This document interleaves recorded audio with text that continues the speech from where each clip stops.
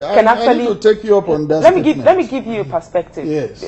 The state government or the governors can actually give lands for ranches, but is the federal government also concerned about the kind of consultations that may have gone on between the state government and the people living in those communities who have ancestral attachment to those plot of lands? Ancestral attachment, you can only have attachment when you are alive. If you are talking of ancestral attachment, if you are dead, what does the attachment matter? What does it matter again? Ancestral attachment, you can only have attachment when you are alive. If you are talking of ancestral attachment, if you are dead, what does the attachment matter? What does it matter again? The National Economic Council that recommended ranching went around those states. It didn't just legislate it, there were consultations.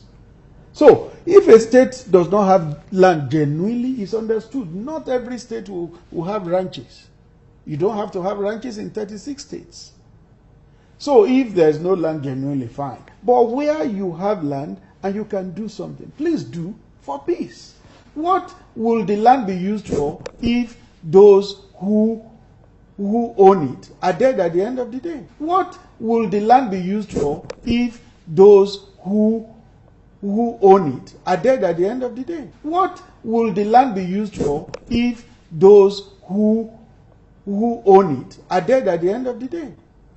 Now, so, talk again, going back to ranching and cattle colonies, we know that still going back to international conversations, the United Kingdom and even the World Bank have come out to say that Nigerian government has not yet asked for support from the Commonwealth nations, and that if they did, there are a litany of investments and ideas and people who could actually help in this area of solving the issue of ranching or cattle colonies, and they would do it willingly to see that the violence abates.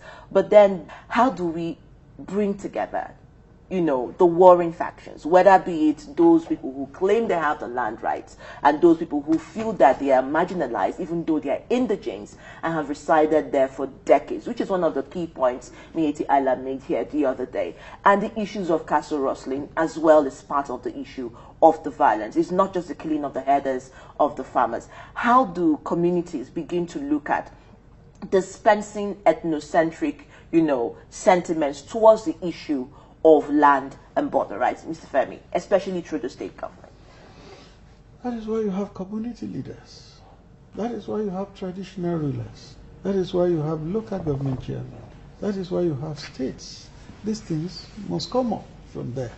But rather what we see is they are saying, federal government, come and do it. Federal government is so far from those places. But is there any interaction between the federal and state government concerning what they are doing to resolve these primary core issues that are causing and stoking this ember of? Yes, I just said it. The National Economic Council set up committees that went around the states, led by Governor Dave Umahi of Ebonyi State. It went around all the states. Unfortunately, we have to. I was going to ask you when the federal government will perhaps, maybe the president will perhaps give the go-ahead to the Inspector General of Police to reveal those politicians that are sponsoring the killings across the country. And yes, I think the statement on community dialogue and, of course, the rural elder statesmen should come together to look at issues of land rights, especially as maybe people are also afraid to give over their lands, for cohabitation, and how, overwhelming that could be over the years. Exactly. And the indigenship and citizenship question. Absolutely. It's better, like somebody has said before, it's better to live on the land than to be under the land. Under the land. It's better, like somebody has said before, it's better to live on the land than to be under the land. Under the land. It's better, like somebody has said before, it's better to live on the land than to be under the land. Under the land.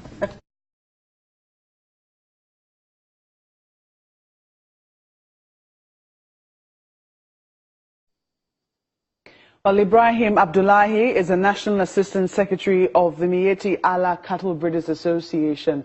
Thank you for coming on Sunrise Daily this morning. Thank you. Good morning, Nigerians. You have said that this new crisis has caught you by surprise. Yeah, it is surprising because we thought people will learn lesson You said they would.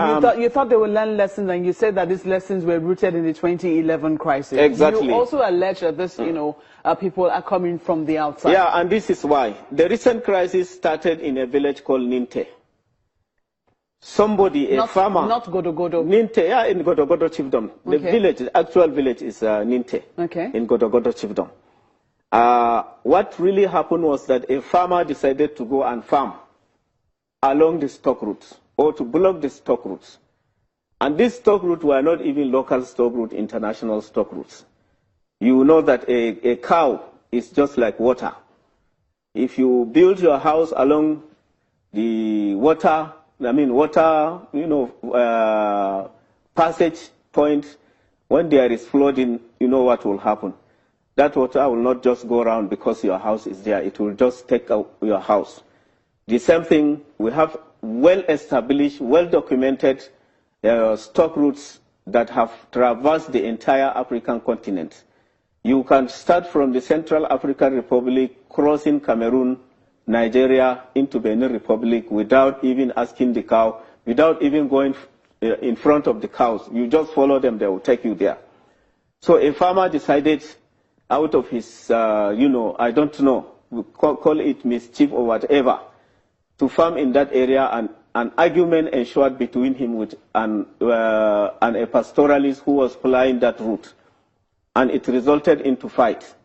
Two of them got wounded. The Ardo of the area, the Fulani leader of the area, took two of them to the hospital and paid the bills. When these stories spread, some youths within Ninte decided to retaliate. They killed that Ardo. They set him ablaze. They burned about 76, nomadic settlements. And that was the beginning of this crisis. So what we are saying is that we did not learn any lesson. Afterwards, people started blocking roads, killing people. People started blocking international stock routes. While we were trying to resolve 2011 crisis, appealing to those people that were affected, you are killing more people. That's why I said we have not learned any lesson from 2011. So you do believe that there has been some quarrel, and that is what is at the bottom of this particular crisis. Of course.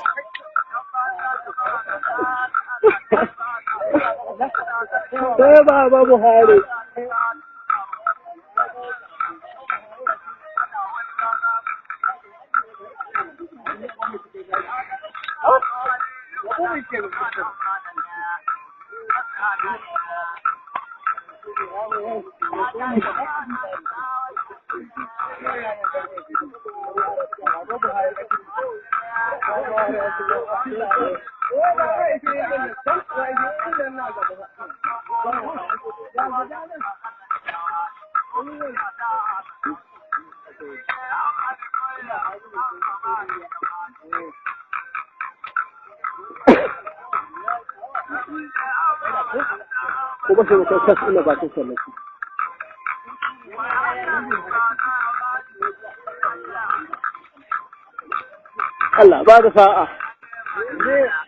Allah ta yayi.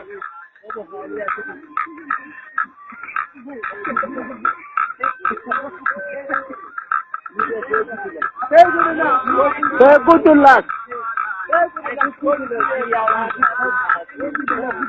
Say good luck. La ilaha illallah. Say good luck. Say good luck.